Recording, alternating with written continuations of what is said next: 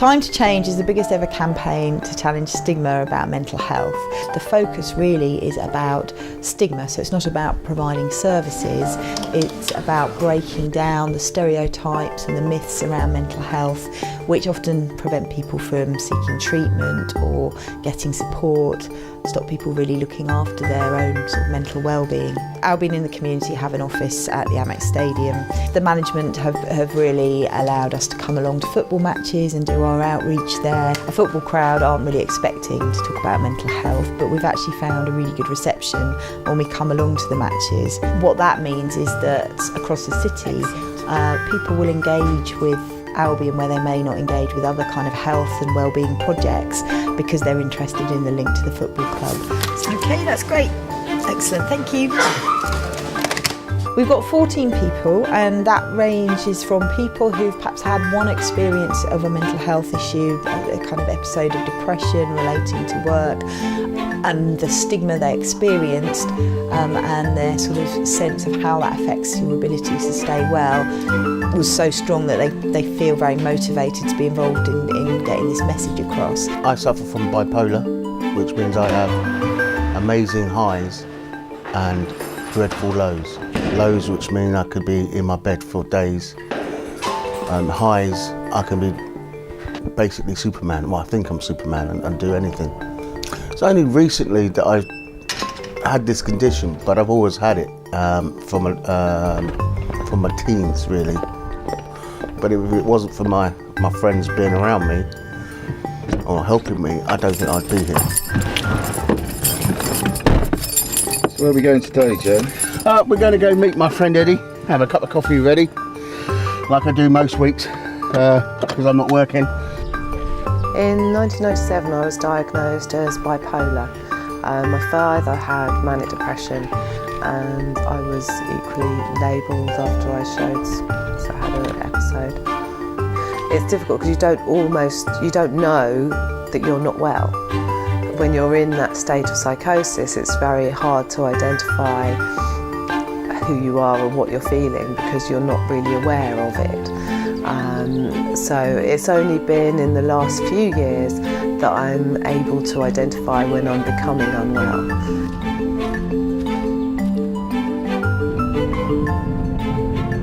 Social media, Facebook, Twitter, Snapchat, yeah, they've helped me a lot. I outed myself. I originally put out on Facebook, oh, I suffer from bipolar. So I put an announcement, I'm feeling really, really low. And next day I looked at my computer, I turned it off, feeling very, very bad. Switched it on and there's lots of supportive messages. And some of my friends saying, wow, I didn't know you had that. I've got that too. Before I joined this project, I don't think I would have been brave enough to come out with my Facebook statuses. It's only through being in that project that I've gone, yeah, mate, I can do this. Good morning. Well, I volunteered. I was sitting here one day and I hadn't been that well actually, and I saw an invitation to be part of this project. And because I've been a victim of stigma and experienced it firsthand and know how difficult it can be, I've really felt like this was a way I could really be proactive and actually do something about it. Here was a project where you can actually get out, talk to people and really make a constructive difference.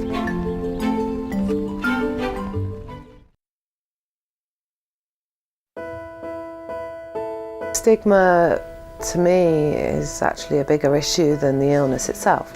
But stigma can also be things like the language people use, terms like loony, nutter. And people don't realise, they put people in boxes. Stigma can be particularly strong in families. A lot of people find it actually hardest to talk to the people closest to them. If you say, oh, I'm schizophrenic or I suffer from paranoia, people tend not to be around you. When people sort of ostracise you or judge you or alienate you for having an illness. 9 times out of 10, you're a sane, normal person with a sane, normal job. And it comes up a lot in work, not wanting to tell your manager or your colleagues that you've actually been off with a mental health problem. Whereas perhaps if you'd been off with a long-term physical complaint, you'd be seeking support from those people. In a work situation, I experienced it, it was very difficult times. when I'd been unwell in work and, was sort of judged for that. People wouldn't see me for days and they'd think, well, I'm skiving. But I wasn't. I was suffering. I mean, the main reason that stigma exists is fear. It's people are scared and they don't know how to deal with it.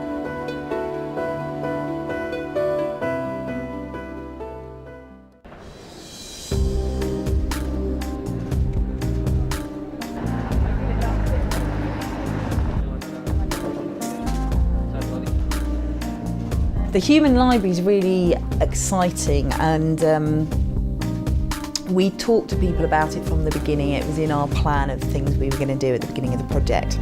I think people initially were very enthusiastic but a bit wary of what it was really going to be like, going out talking about mental health, worried about the extent to how much they'd have to expose themselves, and that could be quite a difficult experience for them. Because when you're a human book, you prepare a story and you're repeatedly telling that story to members of the audience. I think the thing about it is that all those people who sit down with you have chosen to do that. So they're already quite a sympathetic audience. I think people actually underestimated what a powerful experience it was going to be for them, but the evaluations that we did and just what people said about it afterwards really showed how empowering it was. To have that safe space to tell someone about a specific experience. It's not a kind of experience you'd ever have in normal life, it's quite contrived, but through that it creates a kind of very unique dynamic, I think. I think it is a really unique experience, and the research around it shows that it's one of the most powerful ways of challenging stigma. Because our volunteers are people with mental health problems and they're talking to people, we aim to talk to people who haven't got experience of that. Just that simple process kind of sets up a change sometimes in people's minds. Sometimes you can just see in one of these conversations that kind of stigma or prejudice melting away. It's like sometimes you can see a light going on. It's about changing attitudes. If you distill it down, that's the research shows that when someone with a mental health problem has one-to-one contact with someone who doesn't, what happens is it changes the way that person thinks if it's a positive contact, and that causes a change. And it's good to talk to people. If you're rushing around and doing things at 100 miles an hour and you ain't got time to speak to somebody, who are we? So what would you like to know? Would you like my outline of my history? Would you like what would you like to know from me?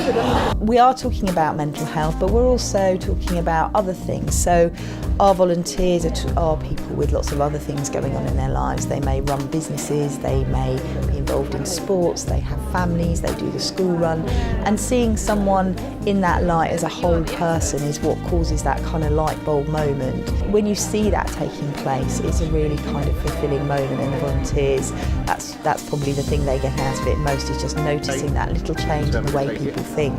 And we hope that causes a ripple effect, because when one person has that moment, they're going to change the way they're thinking to their colleagues, to their family, to the people around them. Being open about your mental health problem is often a really big factor in your recovery.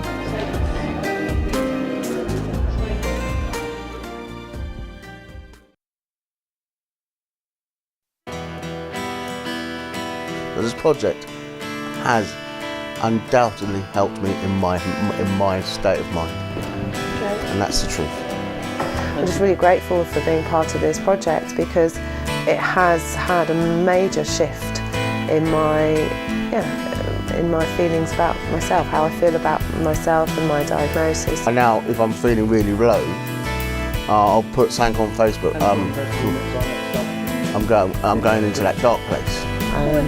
So it affects, on a personal level, it's great just sort of being part of something, and, like doing this documentary, and again, just that feeling that, you are fully accepted. I respect Gabby, I respect them all actually. I may not show it, but I'm in awe of them all. I'm not a diamond geezer.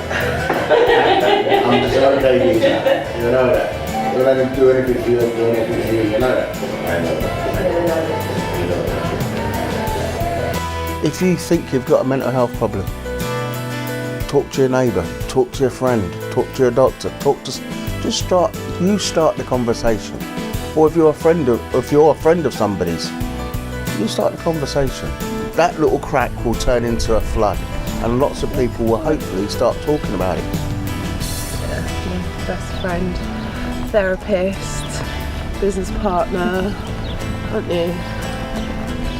So if you want a stable relationship, get a horse. So the best thing is just to talk about it. You know, fear is mainly caused from things that we don't understand, or that fear of the unknown. So if you can be more open, discuss it, show that actually you're just as human as anyone else. So I think the more you can discuss it and talk to people and be clear about your own condition, then there's nothing to be afraid of.